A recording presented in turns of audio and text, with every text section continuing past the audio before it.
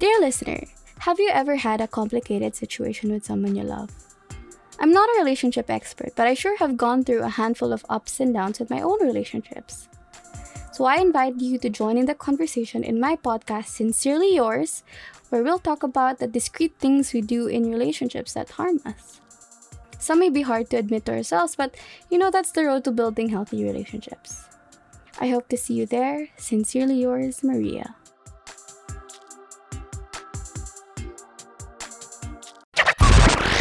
Hype Network presents.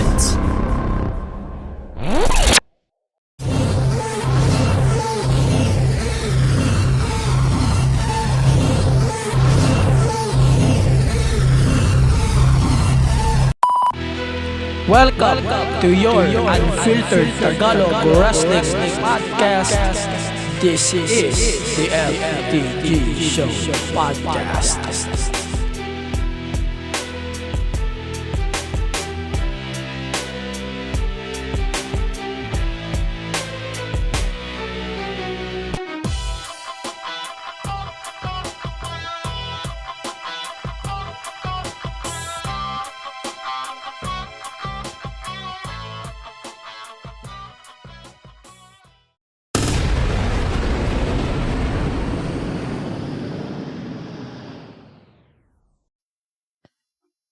Okay, so welcome to your unfiltered Tagalog Wrestling Podcast.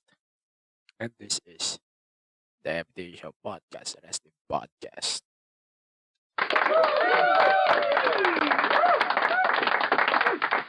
Gago ako, ngayon ko lang na-realize, ngayon ko lang napindot yung record. Sorry naman. Tao lang din, nagkakamali. Okay, so we're going to talk about a lot for this week, especially Bound for Glory.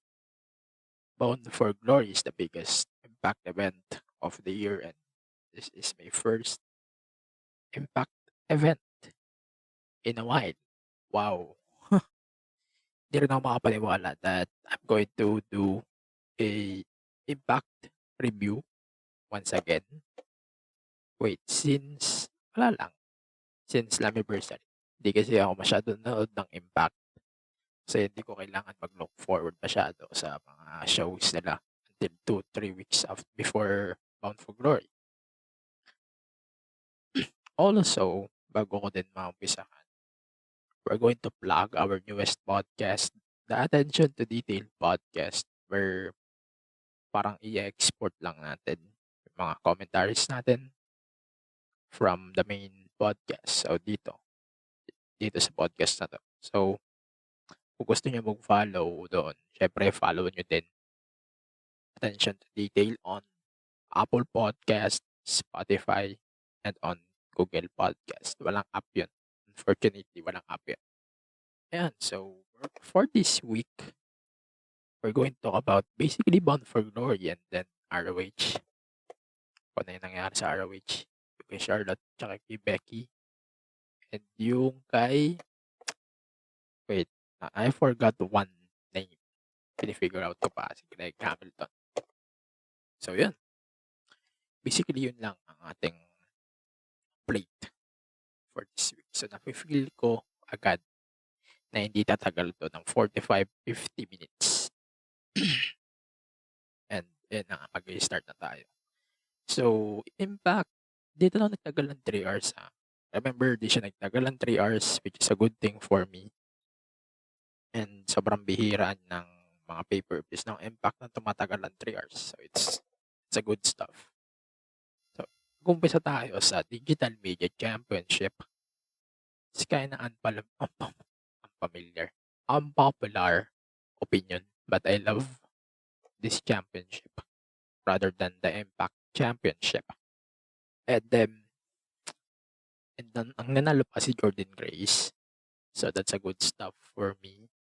Ewan ko sa inyo, good stuff din na merong intergender matches. At ako sa akin, okay lang. No? And then, nag-open dito sa pay-per-view is the Inspiration. Si Cassie Lee, tsaka si Jessica McKay versus DK for the Impact Tag Titles, Women's Tag Titles, or the Knockouts Tag Titles. It's kind of good stuff for me. Ang kaya lang parang hindi pa siya masyadong bullish. Mga yung mga dating Iconics, hindi pa siya masyadong bullish to compete ulit. Parang bitin pa ako, parang mas nangingibabaw pa sa akin yung hatred. Mas nangingibabaw pa yung hatred ko sa Iconics rather than sa kagustuhan ko na bumalik yung interest ko sa Iconics. But for now, hindi muna.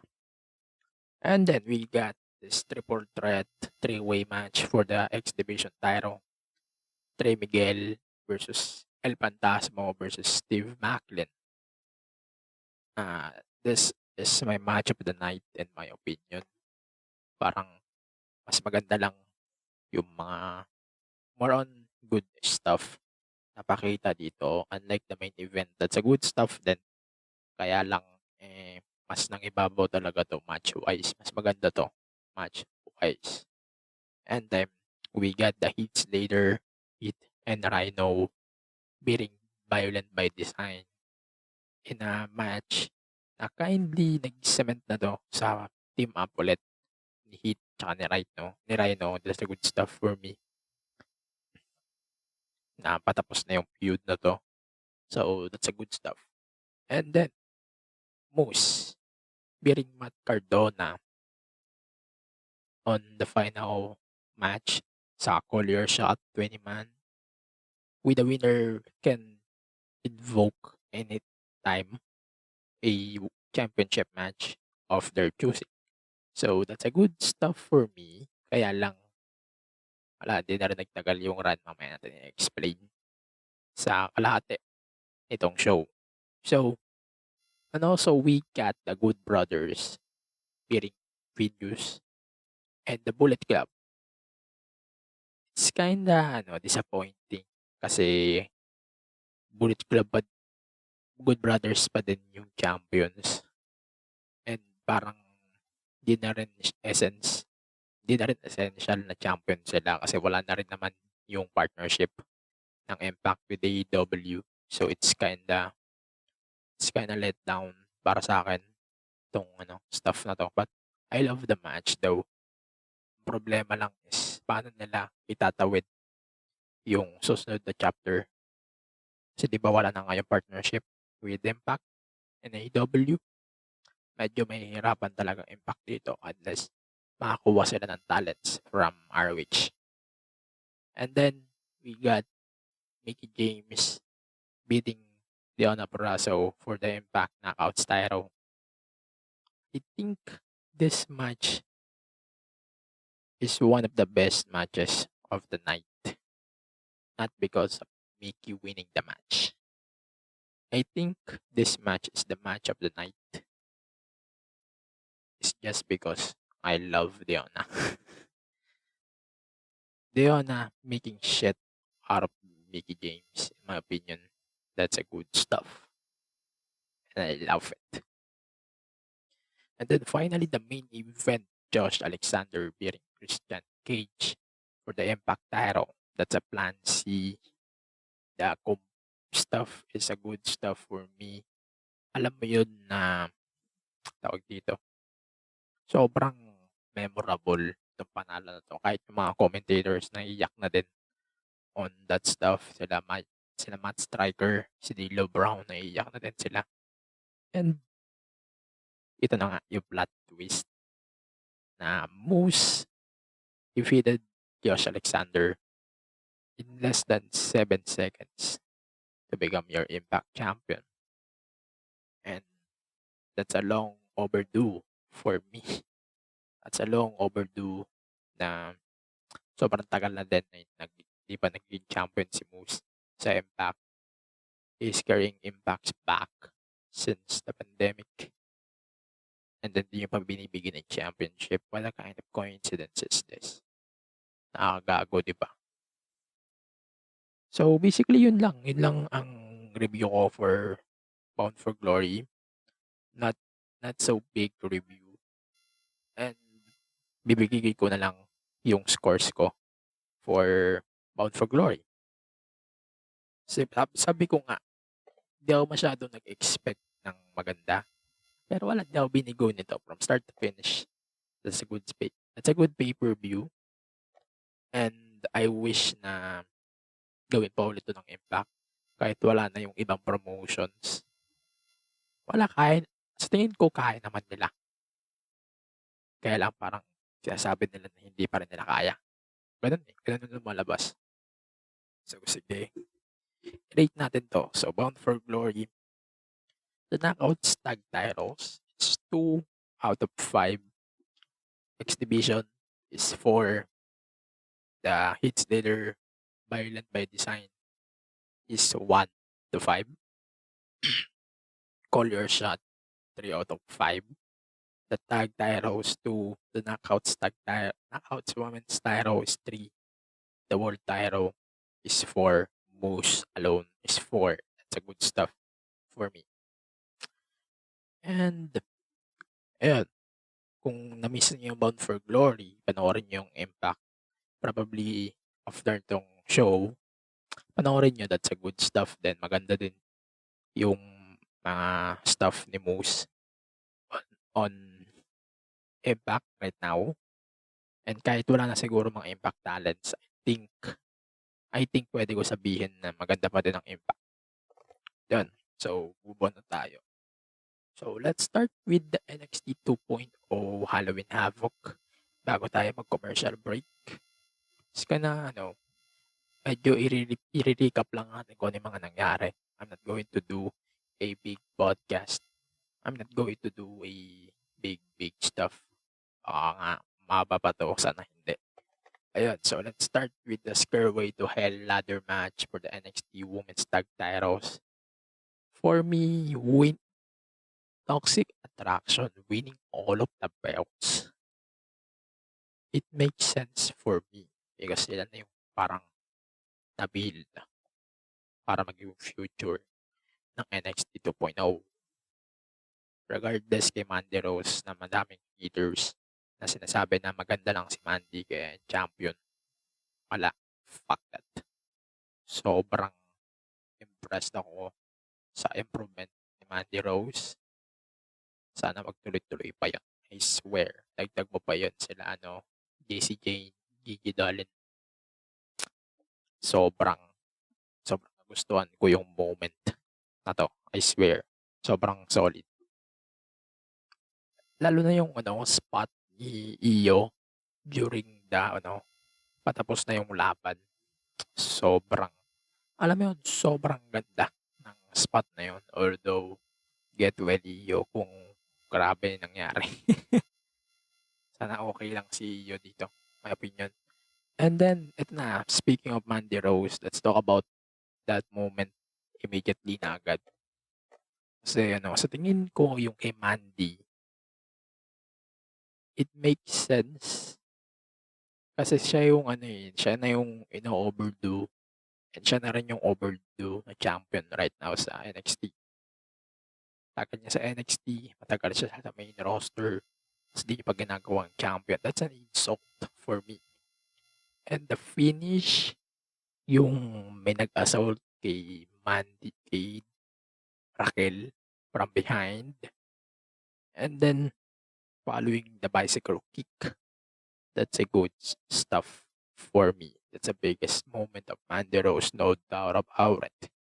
And I love it.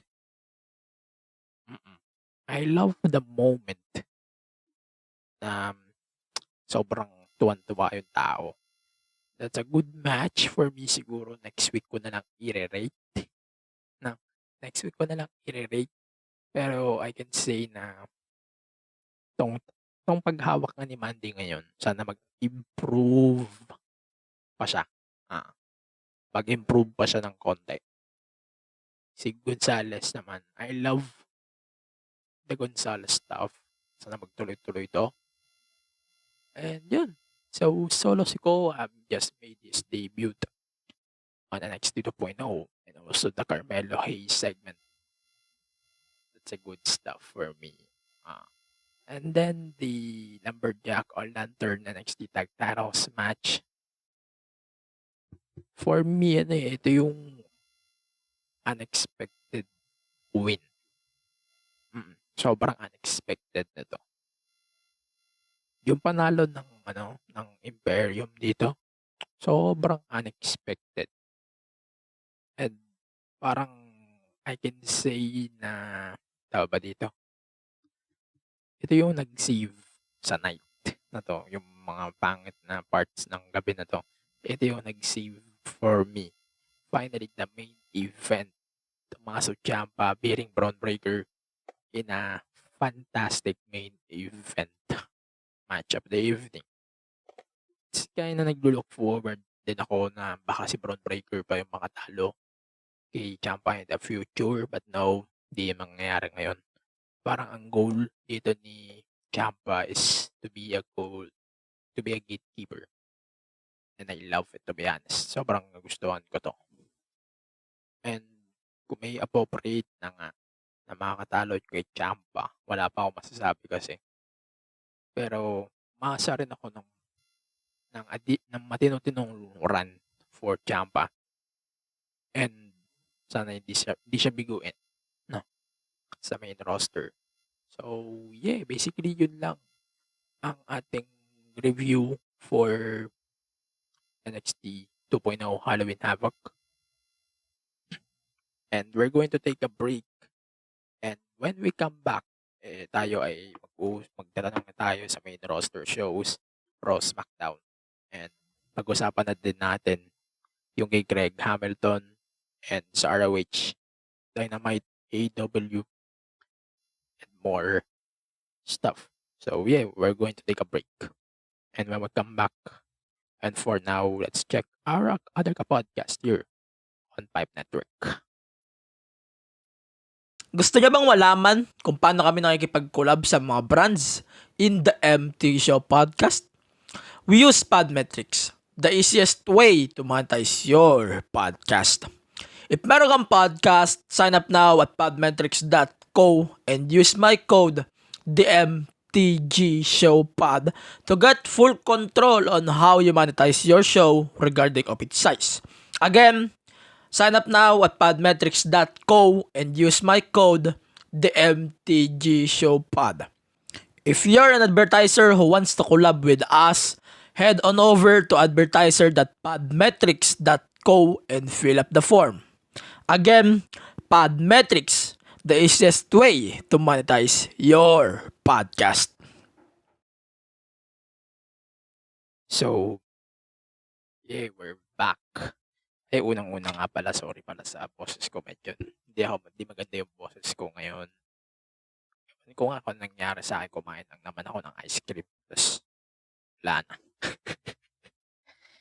Dahil yun, bago tayo magpatuloy sa show ngayon, so gusto ko yung imbitahin na gamitin yung aking link for NordVPN. Siyempre, alam niyo naman ng NordVPN, ito ay nagbabypass sa ating mga content sa mga pwede natin mapanood exclusively sa iisang platform o sa iisang bansa. And kung gagamitin niyo yung link ko, padlink.co/BWN, merong Black Friday deal ngayon hanggang I think Saturday. Pag-drop tong episode to ng Friday, aabot to bukas. So, pwede ka makakuha ng 2 years plus 1 month for $79. That's $3.97,000. 3,997. Wait lang, tama ba?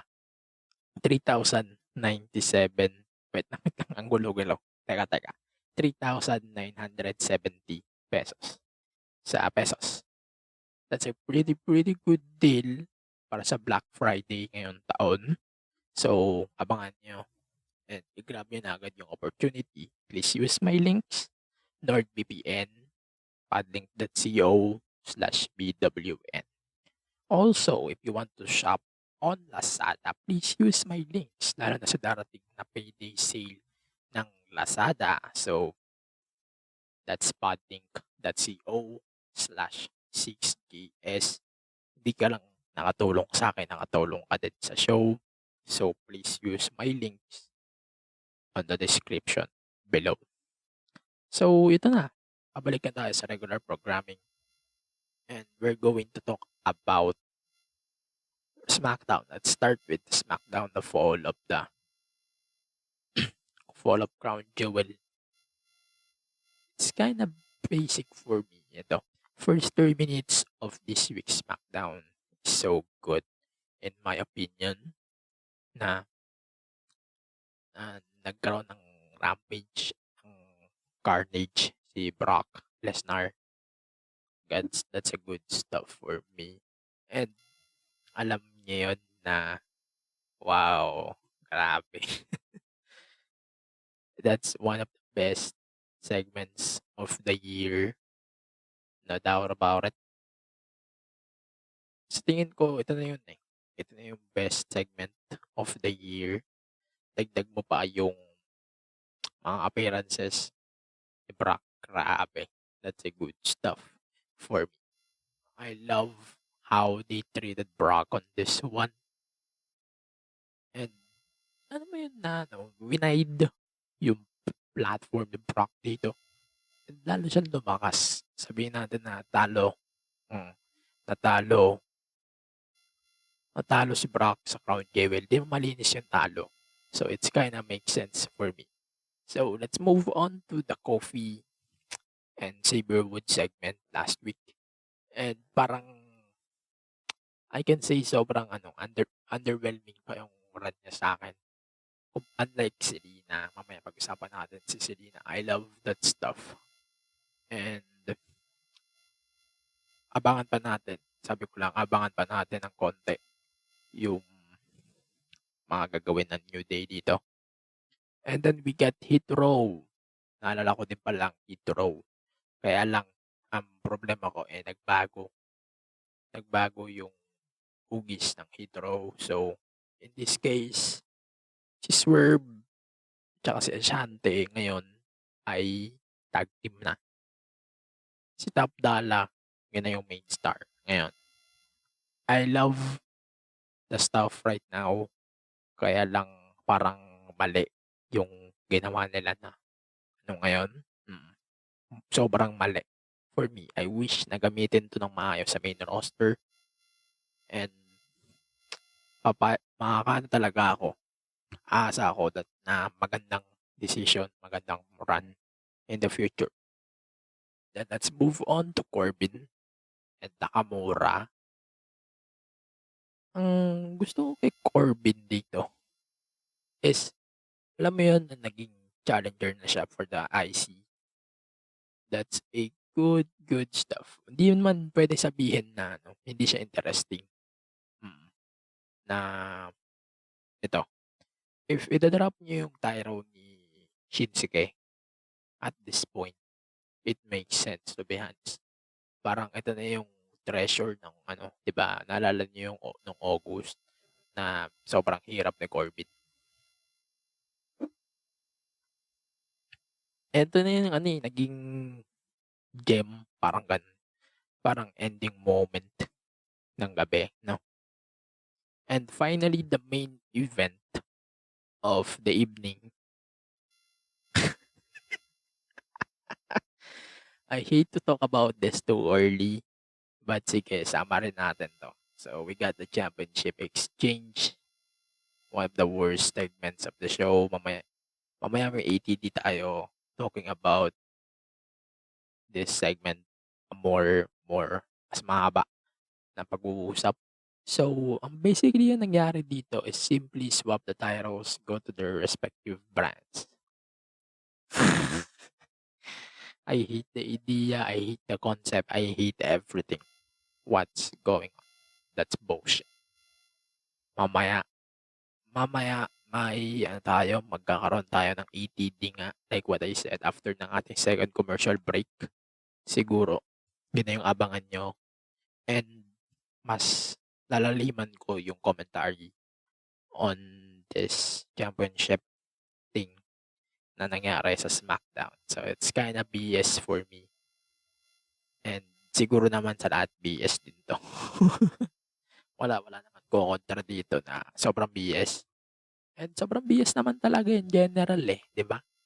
Ah, and then ito, so let's start with let's move on sa fatal four-way match. Sige na. Let's start with the main event. So we got fatal four-way ladder match. Seth Rollins wins the ladder match by beating Finn Balor, Kevin Owens, and Rey Mysterio. Wow. Wow. I swear I love this match. I swear to God. Sobrang unexpected nito. Although I can say na hindi siya magandang decision kasi nga hindi pa masyado good yung nangyari nga kay Edge. Pero I think Rollins winning the title shot, that's the right call for me. And I swear I love this stuff and I love everything on this match. I swear. Sobrang solid na to. And then we got RK Bro versus Dolph Ziggler and Robert Roode. The match is pretty good. Okay. Okay lang. Sakto lang. Not the match that I expected, but I think this is the match that we need. No. And also, si Keith Burkat Lee nag-debut na ulit under the new gimmick na Burkat. Nag-repackage na siya ngayon. And I think this is their new big show. Sorry sa pag-describe ng big show, but doon ko ma-explain ng matindi. Si Keith Lee na yung bagong big show. Ayan. I think looking forward ako kay Keith Lee and to this new gimmick. I wish na makasama siya sa Hurt Business. And naglo-look forward din ako sa mga stuff na gagawin pa nila in the future. And finally, ayun, so lumabas si Damian Priest. Si Damian Priest versus T-Bar. I think this match is I can say okay lang. Parang okay lang din. Hindi ako masyado nag-expect. Nagkaroon siya ng bagong gimmick and bagong team. Ayun, time will tell kung paano pa mag-work. But for now, medyo nag-i-slow siya mag-work for me. No? Pero okay lang. May time pa para ma-build yung gimmick. No? And then, we got the coronation ni Selena Vega. Siguro. Sige, ito. To be honest, I love the coronation. Ewan ko ba't marami naaayaw dito, no? But, I can say the coronation nito ni Selena is okay. I love this. Kaya lang parang napapansin ko na it's kinda a complete bootleg ni Booker T, no? That's a complete bootleg. But sige, pagbigyan muna natin. May time pa para mag-improve, no? And I love this match, to be honest. Sobrang confident niya dito. And that's a good stuff. I know, ine-establish pa siya as a queen na heel. And parang alam mo yun na siya yung nangunguna mag-break ng rule dito. And finally, sige na. Basically, yun lang ang pwede natin pag-usapan, no? Sa Raw, no? And sige, I'm going to take a break din muna for the second break, pero hindi pa tayo mag-ETD. Babalik tayo. We're going to talk about AEW and we're going to talk about more stuff, especially Greg Hamilton and Ring of Honor. For now, let's check our other podcast here on Pipe Network. Sandy. Tara na, mag-record na tayo. Okay, sige. Sige.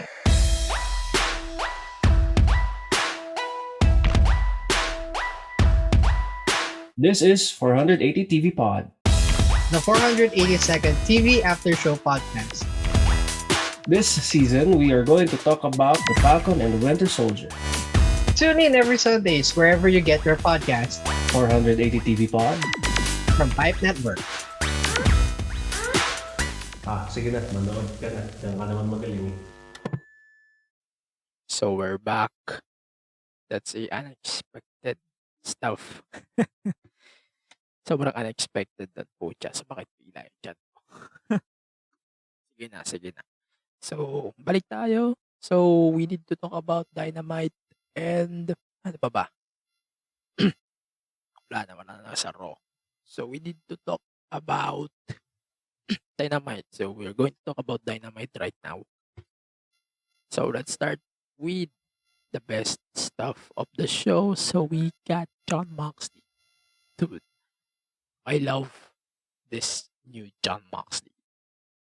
I love this stuff ni Jon Moxley kasi we know na tao pa dito. Si Jon Moxley sobrang dominant talaga niyan in the first place. And parang nag-lie low rin siya sa isang run niya sa EW Tyro. And we got this dominant Jon Moxley na walang kinakatakutan, no fucks given. And this Jon Moxley, definitely the best Jon Moxley that we got for a while na. And then, sige. So, he defeated Negative. He defeated Dark Order 10. And, yun. He's now on the semifinals of the tournament. He will face Orange Cassidy for the title shot for the AEW title. And then we got the MJF and Darby Allin stuff. It's kinda, I love MJF right now. And yung opportunity nito, sobrang, alam mo yun, na naglo-look forward talaga ako on Darby. As well as kay MJF. Kasi sa tingin ko, sila talaga yung future ng AEW. And no doubt, wala akong doubt sa kanila kasi may tiwala naman ako kay Darby tsaka kay MJF. Sige, so we got another part ng Big Four sa Sammy Guevara versus Ethan Page. And basically, basically it's kind of stupid for me. Sorry guys. Parang yung lagi na lang ginagamit sa mga inner circle members na if matatalo sila, kailangan nila mag-leave sa inner circle. And sobrang overused na nito eh. Sorry guys, sobrang overused na nitong stipulation na to. That's a good match for me, but it sounds stupid habang tumatagal. Habang tumatagal talaga yung scenario and tumatagal yung inner circle and tumatagal ang AEW, nagmumukhang stale sa akin yung mga stuff na ganito. Sorry. And then, tapos, kinall out din ni Jericho and reveal na magkakaroon ng 10-man Minneapolis street fight between Inner Circle and American Top Team. So, yan. And then, we got the 50th win in the process between Hikaru Shida and Serena Deeb. That's a good stuff for me na nanalo dito si Shida and she's now part of the tournament. Wala akong masabi kay Serena Deeb. I fucking love Serena Deeb and sobrang alam mo yun na she is the GOAT right now in the women's division. And also, sige na. Jesus Christ.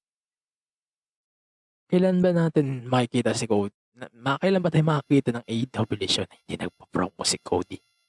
Because this fucking Cody Rhodes right now is so cringe, in my opinion. Sobrang cringe na dating sa akin ni Cody. Sorry guys.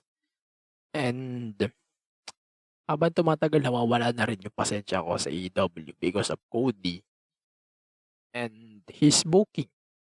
So that's why I hate AEW because of their booking. Sobrang labo, no? And I wish the Cody thing is kinda mag-escalate pa ng konti.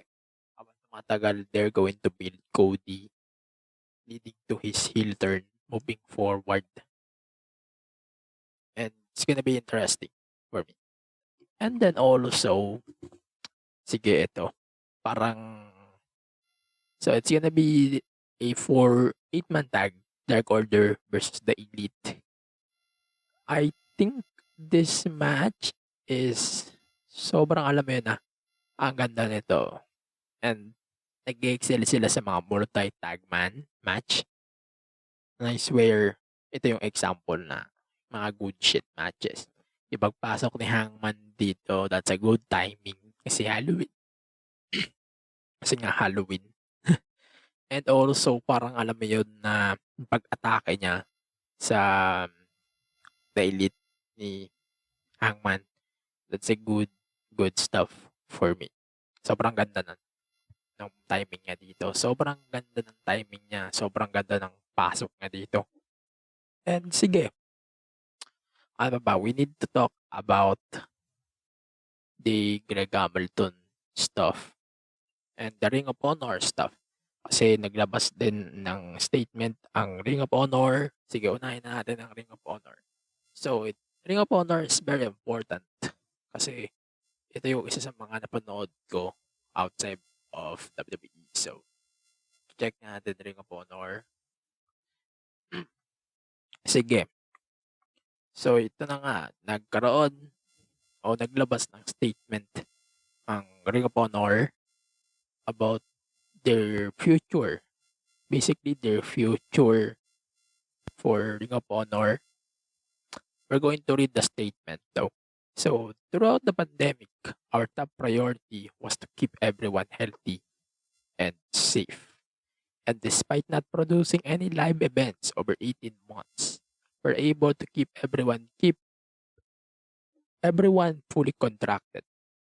We're now find ourselves at a time where we need to make changes to our business operations and are planning to make a pivot for Ring of Honor with a new mission and strategy. So this year will culminate with a final battle event in December, and we will take in the first quarter of 2022 to work internally to reimagine Ring of Honor. Ring of Honor has the most dedicated fans in the industry, and we appreciate their loyalty and patience as we reconceptualize Ring of Honor. We anticipate returning to live events in April for the Supercard of Honor with a new fan-focused product and provide a unique experience for wrestling fans. So basically, yun ang statement ng Ring of Honor. It's kind of sad for me that Ring of Honor will take a hiatus for a while, but sobrang sakit to sa mga, especially sa mga talents, sobrang sakit na to for me, no? But di natin masisisi ang Ring of Honor kasi medyo sablay na din ang direction nila. Since masign sila sa Sinclair na na tawag ba dito company niya, I think Sinclair. Basta whatever. Regardless, sobrang basura ng management. And parang since the MSG show, parang naglalaylo na talaga yung Ring of Honor. And wala na masyadong relevant sa Ring of Honor nowadays. Merong ilan pero not the same Ring of Honor that we got. No.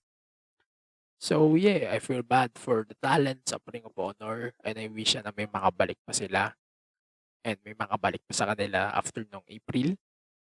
And after nitong first quarter hiatus, itong pahinga and yung repackage ng Ring of Honor, I wish na may makabalik. And yun lang, I feel bad for the Ring of Honor fans in the world. So sige, let's move on to it's kinda really important to me that we need to talk about Greg Hamilton. So, we're going to talk about Greg Hamilton real quick. So, earlier this week, na-release si Greg Hamilton from his WWE contract due to yung kanyang sobrang nag-i-steer yung stuff niya. And yung iba walang ideya, pero ito, sige. Nag-explain siya ng ilang bagay with the company. Ito, sige. So, naglabas ng statement si Greg Hamilton. Basahin nyo na lang. I'm not going to read this longer pa kasi mahaba masyado to. But I think yung departure niya was mutual. But some reports, ito talaga yung parang yung comments niya versus Westside Gun. Ito yung nag-trigger talaga sa WWE. Sobrang, I swear, may miss ko si Greg Hamilton. Kasi, di ba, naalala nyo yung best in the world stuff niya with Shane McMahon. That's a good stuff from Greg Hamilton. Para sa akin. And hindi ko makakalimutan yun. Speaking of WWE, medyo kailangan din natin pag-usapan na naglabas na din si WWE ng pay-per-view calendar for 2022. So sige, we're going to do a recap for the pay-per-view calendar. So day 1 ay magti-take place ng January 1, State Farm Arena in Atlanta. And then the Royal Rumble will take place on the 29th of January at the Dome at America's Center in St. Louis. Yung February pay-per-view is not determined yet, but February and October para silang pay-per-view. And then Saturday, April 2 and 3, that's WrestleMania. And 2 nights pa din ang WrestleMania. And then Sunday, May 8, that's a pay-per-view ulit at Dunkin' Donuts Center and I'm not sure kung anong lugar to. Basta basahin nyo lang mamaya details. And then another pay-per-view on Sunday, June 5 at Allstate Arena in Rosemount, not Chicago. And then Saturday, July 2nd, Money in the Bank at the Regent Stadium in Las Vegas. And for the first time ever, Saturday din ang SummerSlam, July 30 at Nissan Stadium in Nashville, Tennessee. Walang pay-per-view ng August. That's a good stuff. And Saturday, September 3 or Sunday, September 4, parang pay-per-view pero hindi pa siya determined yung location. Probably ito na yung UK pay-per-view. No. Kung ito yung UK pay-per-view, sobrang magdidiwang ako nito. Pucha. May October pay-per-view din pero di pa announced for now. And then Survivor Series on Saturday, November 26 at TD Garden in Boston. So basically, yun lang. Yun lang ang pay-per-view calendar ng WWE. And gusto ko yung ibang pay-per-views nila na naging Saturday. Para sa akin, magandang decision sa WWE yun. Na i-Saturday na nila yung ibang pay-per-views. Sunday Manila time. And para sa akin, doing Sunday pay-per-views here in Manila, sobrang hassle eh. Nowadays, sobrang hassle ito. And doing that move na putting pay-per-views on Sunday Manila time, that's a good stuff para sa akin. Kaya lang, good luck AEW kung paano kayo makapag-schedule. Nag-swap na ba kayo ng schedule with WWE? But, well, good luck. Good luck sa AEW. So, yan. For now, we're going to take another commercial break. And when we come back, it's time for ETT. I like to have a good time when I listen to my horror podcast. Her left arm Oh, was that's chopped so. off. Oh my god, really? Caused a panic all over the Prolonged country. their deaths for like months and The months. frightening, alarming, real-life tale show is my horror podcast. My horror podcast. That's Give me it? pause it. This 'cause- is your scary part? Be scared and laugh hard with a frightening, alarming, real-life tales show every Friday on all major podcasting platforms. Don't say I didn't warn you. So we're back.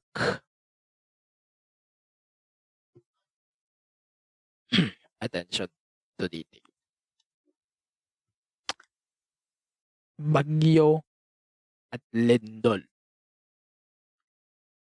Akalain yun, sobrang bizarre na ganito yung mangyayari sa WWE right now. Kahit ako hindi ako maniniwalang ganito yung mangyayari right now between Charlotte and Becky Lynch.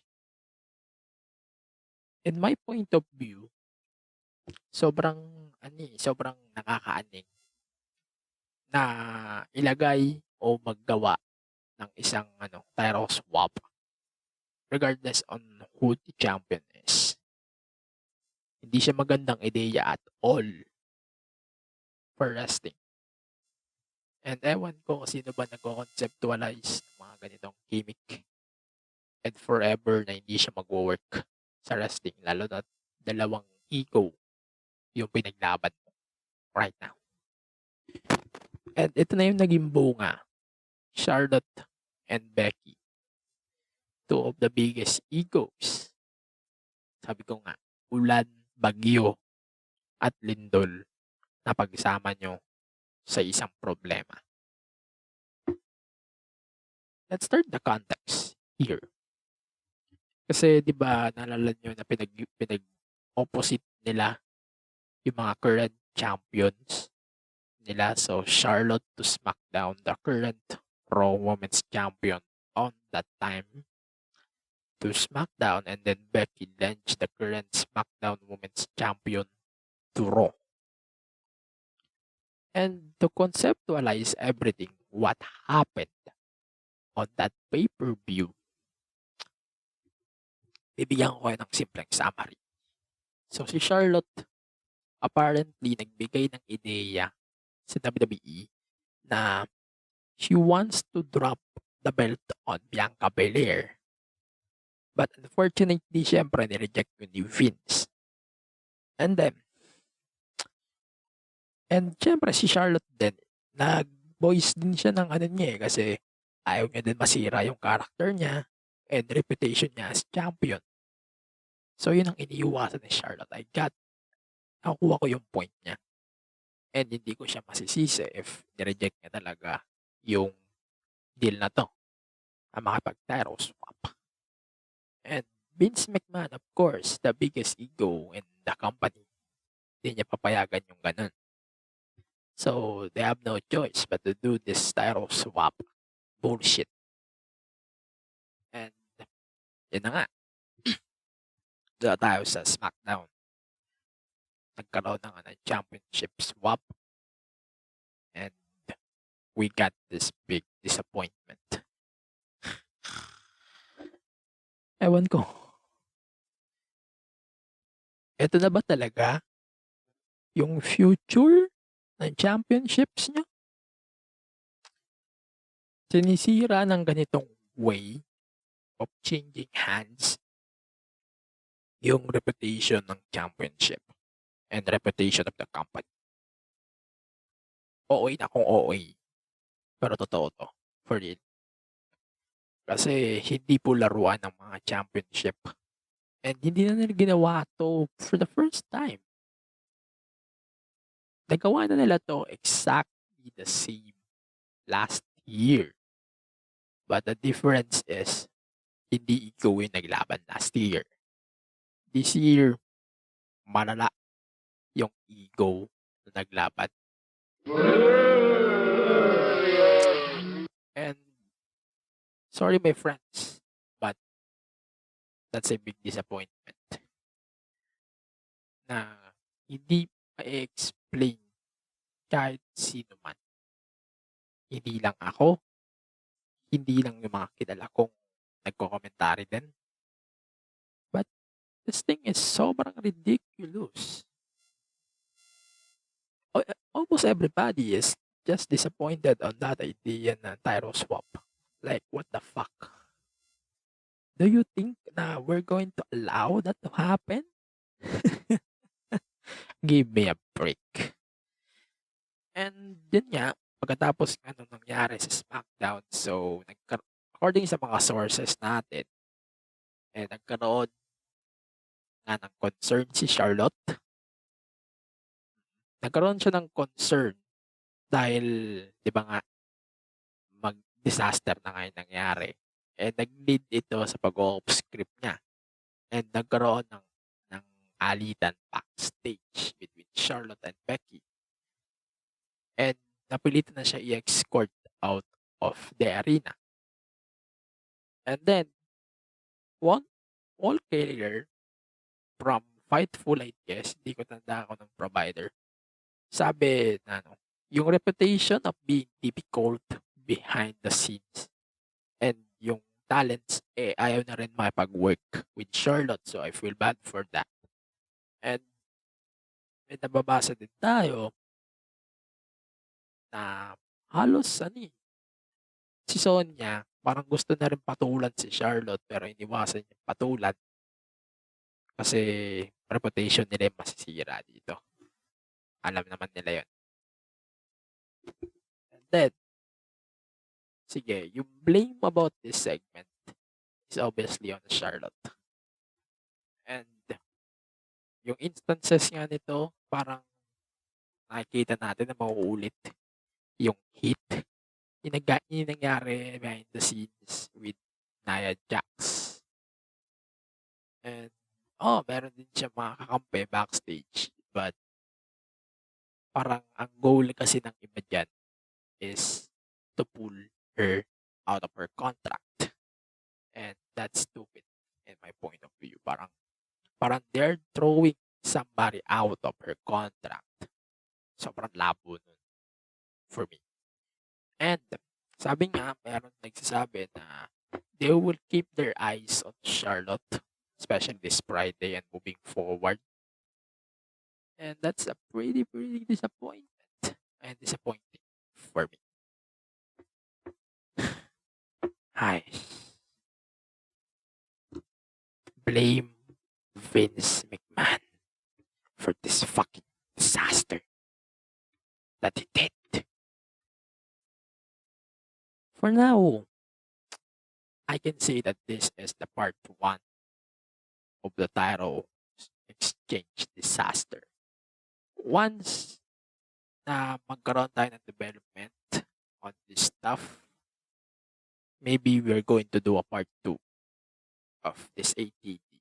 Siguro ako nakapagbigay na ako ng opinion ko na sobrang basura talaga nitong segment na to. Sorry. Na hindi ko may explain ng words. So, sobrang disappointed ako on this stuff. So, yun nga. For now, ito na muna yung part 1. And if we got the stuff that we need for part 2, hindi ako mag-hesitate na gumawa ng part 2. But for then, that's my attention to the thing. Ayun, so before we go, so marami pa tayong stuff. Naputol ata yung ko, sana hindi naputol. So before we go sa ating gusto ko rin pala mag-vlog na meron tayong sponsorship with Nike shoes. So if you want to support the podcast by shopping on Nike, please use my links on Nike. That's padlink.co/MJ2. Again, that's padlink.co/MJ2. And on Shopee, if you want to shop on their payday sale this October 30, please use my links. So that's Shopee, padlink.co/BHX. So ito na lang bago tayo umalis dito sa segment and sa podcast for this week. Ayan. So, ito na yung picks ko for this week. So basically, our picks of the week is pretty damn simple. So, first, the superstar of the week, obviously, I can think I can say Brock Lesnar, the match of the week. Panoorin nyo na lang from last week's Crown Jewel. Edge versus Seth Rollins inside Hell in a Cell. The woman of the week, obviously, Selena Vega. I love her stuff. I love her win at Saudi Arabia. Saudi Arabia. And that's a pretty good stuff for me. So, that's pretty much it for this week's podcast. So, the ATD podcast is available on your favorite podcast platforms, Spotify, Apple Podcast, and on Google Podcast. And obviously, the MTG Show podcast is available on those platforms as well and on the podcast app. And follow the podcast on Facebook, Twitter, Instagram, Twitch, and on TikTok at the MTG Show Pod. And on Spotify, please press the bell para maging updated kayo on the new episodes of the MTG Show podcast and on the ATD the podcast. And also to support the podcast network, please support Pipe Network. Visit pipenetwork.co for more Pipe Network shows on their social media platforms at Pipe Network. And yeah, that's pretty much it. Also follow my profile on Instagram and Twitter at AG Pinera on social media. So that's pretty much it for episode number 75. Stay safe, stay reso. See you on the next episode. Peace.